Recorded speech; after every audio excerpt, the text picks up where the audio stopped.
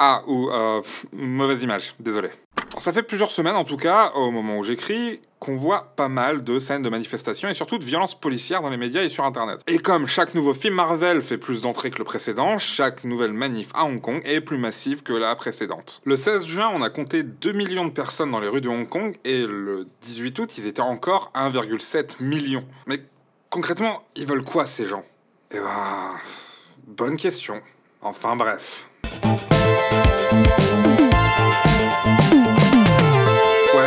J'ai remis l'histoire bref parce que ça fait au moins 3 ans que je l'ai enlevé et vous continuez d'appeler la chaîne et même moi des fois comme ça. Du coup on dirait que c'est vous qui décidez. Enfin voilà, on va essayer de faire tenir ça en moins de 10 minutes. Histoire de coller au titre. YOLO! Alors, avant de poser la question de qui veut quoi, il serait bon de se demander c'est qui les bails à Hong Kong en fait. Alors pour le coup...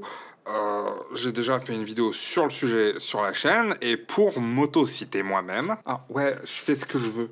C'est ma chaîne. Qu'est-ce que tu vas faire? C'est une île aux F de pêcheurs. Les Anglais ont dit on aimerait bien prendre ça. Les Chinois ont dit lol, non. Et les Anglais ont dit allez, on la loue pendant 99 ans et on vous la rend. Et les Chinois ont dit ok. En 1997, Hong Kong retourne au gouvernement central chinois, mais pourra conserver son mode de fonctionnement capitaliste et une certaine indépendance pendant les 50 ans à venir. Jusqu'à 2047, quoi. Du coup, pendant ces 50 ans, on se retrouve avec un pays, deux systèmes, comme on dit là-bas. Il y a même un passeport spécial pour les résidents de Hong Kong qu'un résident de Chine continentale doit obtenir pour vivre sur place. Bref, les mecs ont 50 ans devant eux pour voir venir. Pourquoi ils sont déjà dans la rue, du coup? Alors, faut savoir que depuis son retour à la Chine, il y a déjà eu plusieurs mouvements assez massifs à Hong Kong. Les dernières, en 2014 par exemple, c'était parce que le gouvernement chinois voulait que les Hongkongais élisent leurs dirigeants d'après une liste établie par eux-mêmes, le gouvernement chinois. Et du coup, les Hongkongais, ils étaient pas trop joyeux, quoi. Mais aujourd'hui, en 2019, il se passe quoi? Alors pour expliquer un peu la situation, j'ai contacté le vice-président du Parti démocrate de Hong Kong, Loh Kin Hei. Hong Kong people is actually at the very beginning in early June, we were protesting against a bill that is essentially allow the Hong Kong government to extradite Hong Kong people and people in Hong Kong, including tourists and expats, to mainland China for trial. Tout ça part d'une affaire qui s'est déroulée en mars 2018. Un Hongkongais en vacances avec sa compagne à Taïwan a assassiné cette dernière. Bon, le souci, c'est que la justice est remontée à lui seulement après qu'il ait pu rentrer à Hong Kong. La Chine et Taïwan n'ayant pas d'accord d'extradition, un accord qui permet à un État de livrer à la justice d'un autre pays un de ses citoyens qui aurait commis un crime. En gros, la justice taïwanaise ne peut pas le juger.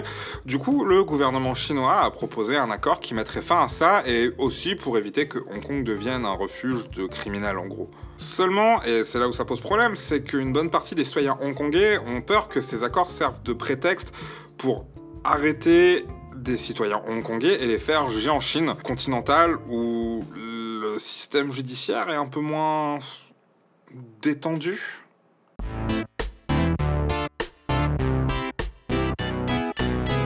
Et ça pourrait aussi devenir un moyen de pression et, par extension, de censure, en fait. Et du coup, les Hongkongais sont dans la rue, et ils font pas semblant, putain. Peuple massivement dans la rue, réponse policière violente, tension qui monte.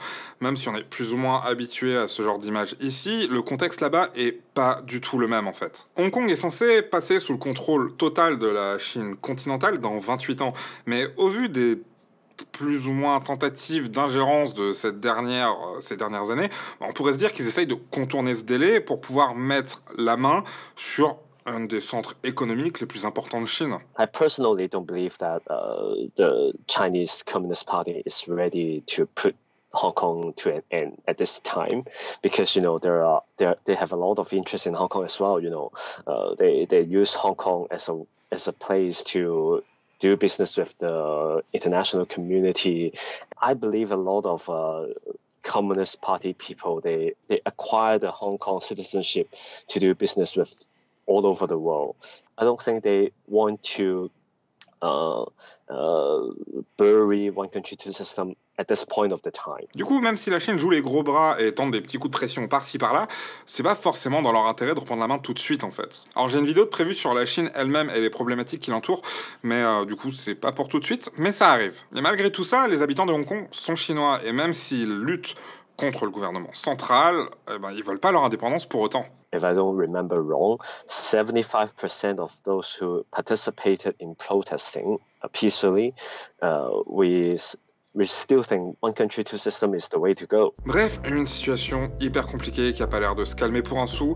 Au moment où j'écris, ça fait 3 mois que des centaines de milliers de personnes défilent dans les rues tous les week-ends et les violences escaladent un petit peu plus à chaque fois. Parce que si à la base les gens manifestaient contre une loi, aujourd'hui c'est contre leur gouvernement qu'ils se battent. Et ça implique clairement pas les mêmes choses en fait. Enfin bref, j'en profite pour vous dire que l'interview de Lau Kin-hei est disponible en audio sur SoundCloud. Alors j'ai malheureusement pas le temps de la remonter avec des sous-titres, du coup ça sera en anglais, uniquement en audio. Mais si ça vous intéresse, le lien est dans la description, je vous laisse aller jeter un coup d'œil. Voilà, c'est tout pour moi.